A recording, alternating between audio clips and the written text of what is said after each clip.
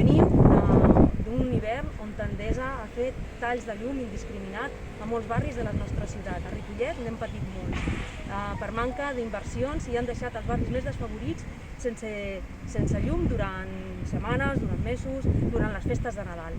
Això és insostenible per als nostres veïns i veïnes.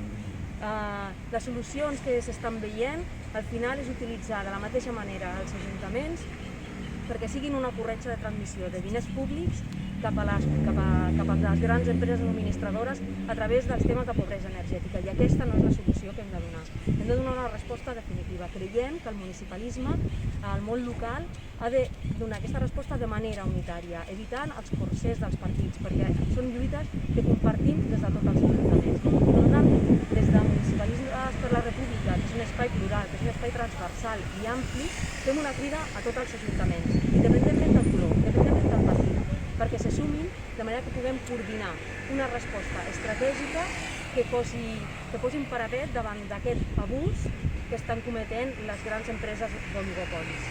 Hem de fer una resposta unitària que puguem acompanyar els nostres veïns i veïnes contra aquest abús de poder.